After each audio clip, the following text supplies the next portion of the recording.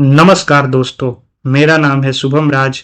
आज हम बात करने वाले हैं वोडाफोन आइडिया यानी वी के बारे में। एक ऐसी कंपनी जिसकी कहानी किसी थ्रिलर फिल्म से कम नहीं है। एक तरफ देखे तो 2 लाख करोड़ के पहाड़ जैसा कर्ज है, लगातार घाटा हो रहा है और नेटवर्थ तो निगेटिव में है। और दूसरी तरफ भारत का सबसे बड़ा FPO means follow on public offer इन्होंने सक्सेसफुली पूरा किया है। ये काफी बड़ी बात है। 60 लाख से ज्यादा शेयर होल्डर का पैसा लगा हुआ है और सरकार खुद इसमें सबसे बड़ी शेयर होल्डर है। तो सवाल ये मन में आता है कि क्या ये जबरदस्त वापसी की कहानी बन रही है या निवेशकों के लिए एक जाल है। आज हम इसी पहेली को समझने की कोशिश करेंगे।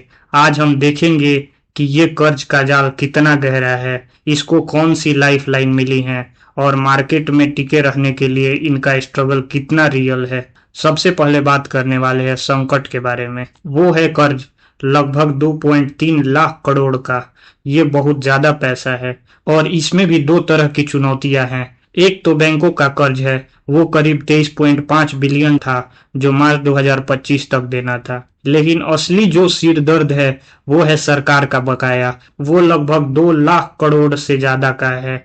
इसमें स्पेक्ट्रम फी और वो जो एजीआर का मामला है वो तो एक अभिशाप ही बन गया है। इसके लिए सुप्रीम कोर्ट ने 2019 का फैसला, इसके बाद ब्याज, जुर्माना सब मिलाकर देनदारी 83,400 करोड़ के आसपास पहुंच गई है। और 4 साल की जो मोहलत मिली थी वो सितंबर 2025 में खत्म हो रही है। इसके बाद का गणित डरावना है। FY26 से कंपनी को हर साल करीब 18,000 करोड़ सिर्फ एजीआर का चुकाना होगा और FY25 में इनकी कैश कमाई लगभग 9,200 करोड़ रुपए, मतलब कमाई से लगभग डबल चुकाना है। इससे बैलेंस शीट पर भी असर दिख रहा है। शेयर होल्डर इक्विटी पहले ही निगेटिव में है। शेयर होल्डर इक्विटी का मतलब share capital plus reserve and surplus, आम भाषा में नेटवर्थ, वो लगभग -703.2 बिलियन। टेक्निकली बात करें तो ये दिवालियापन ही है और घाटा तो लगातार चल ही रहा है। Q4 FY25 में 7166 करोड़ का लॉस था। इससे तो यही समझ में आता है कि आगे और भी पैसा चाहिए कंपनी को चलाने के लिए और इसके लिए और ज्यादा शेयर जारी करने पड़ेंगे जिससे मौजूद शेयर होल्डर की हिस्सेदारी और ज्यादा कम हो जाए। ये एक बड़ा रिस्क है, लेकिन इतनी मुश्किलों के बीच लाइफलाइन भी मिली है इनको, जिसमें सबसे बड़ी लाइफलाइन तो सरकार खुद बनी। सरकार नहीं चाहती कि टेलीकॉम मार्केट में केवल दो ही प्लेयर हो बचे, मतलब जियो और एयरटेल की डिओपोली हो। तो इसके लिए सरकार ने एक बड़ा कदम उठाया। वीआई का 369.5 बिलियन का जो बकाया था उसे इक्विटी में बदल दिया और सरकार की हिस्सेदारी करीब 49% हो गई। ये एक तरह का स्ट्रेटेजिक इन्वेस्टमेंट था। ये प्रॉफिट के लिए नहीं था, ये बाजार का संतुलन बनाए रखने के लिए एक कोशिश थी। और इसके बाद एफपीओ आया अप्रैल 2024 में 18,000 करोड़ रुपए का। वो भी कमाल था। निवेशकों में रिटेल और बड़े इंस्टीट्यूशन जैसे GQG पार्टनर्स सबने पैसा लगाया। लेकिन इसमें मुझे एक बात दिलचस्प लगी कि इस पैसे का बड़ा हिस्सा करीब 12,750 करोड़ रुपए नेटवर्क सुधारने में लगेगा, कर्ज चुकाने में नहीं। ये एक बड़ा दाव है। स्ट्रेटेजी ये है कि नेटवर्क सुधारो, कस्टमर लाओ, ARPU मतलब एवरेज रेवेन्यू पर यूजर बढ़ाओ और इससे जो कमाई बढ़ेगी उससे कर्ज का बोझ हल्का करो, मतलब ग्रोथ से ही कर्ज की प्रॉब्लम सॉल्व करना। ये एक सीधा कर्ज चुकाने से अलग अप्रोच है और इस दाव में उनका साथ दे रहे हैं 61 लाख से ज्यादा रिटेल निवेशक। ये तो अपने आप में एक कहानी है। ज्यादातर एनालिस्ट तो बेचो या होल्ड करो की राय दे रहे हैं, लेकिन लाखों छोटे निवेशक हैं जो कम दाम के शेयर और वापसी की उम्मीद में पैसा लगा रहे हैं। पर जमीनी हकीकत क्या है? नेटवर्क कितना सुधरा? 5G लाने में देरी का मुख्य कारण पैसा ही था। जियो और एयरटेल काफी पहले ही शुरू कर चुके हैं। वी ने 2025 में शुरू किया, जिससे प्रीमियम कस्टमर खोने का खतरा भी है, लेकिन कुछ पॉजिटिव साइन भी है। जैसे ARPU लगातार बढ़ रहा है। Q4 FY25 में 175 रुपए पहुंच गया है, लेकिन एयरटेल का 250 रुपया है और जियो का 209 रुपया, मतलब फासला अभी भी बहुत ज्यादा है।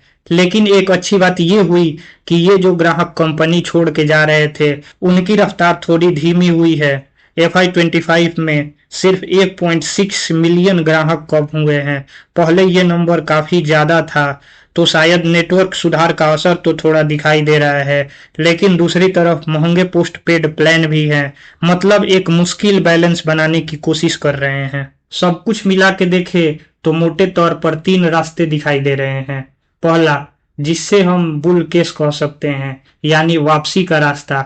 जैसे सरकारी सपोर्ट बना रहे, एफपीओ के पैसे से नेटवर्क वाकई सुधर जाए, एआरपीयू बढ़ता रहे, ग्राहक लॉस कम हो या रुक जाए। अगर ये सब हो गया तो कंपनी शायद बच जाए और धीरे धीरे पटरी पे आ जाए।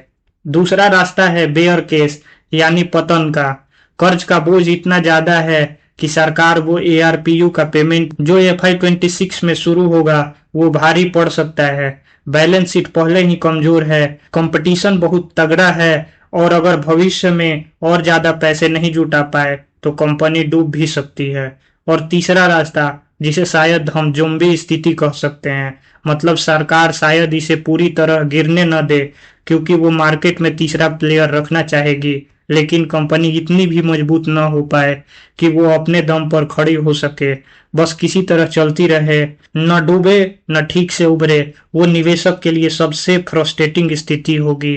तो कुल मिलाकर बात करें तो वी का भविष्य सिर्फ कंपनी की अपनी कोशिश पर डिपेंड नहीं करता, बहुत कुछ सरकार की पॉलिसी और इरादों पर टिका है। इसमें पैसा लगाना एक तरह से सरकार की इस नीति पर पैसा लगाने जैसा है कि वो डिओपोली नहीं होने देंगे। और यही एक बड़ा सवाल है जिस पर सभी को सोचना चाहिए कि क्या कोई कंपनी जो मुख्य रूप से पॉलिसी की बैसाखियों पर चल रही हो, वो क्या सच में अपने छोटे निवेशक के लिए वेल्थ क्रिएट कर पाएगी या नहीं।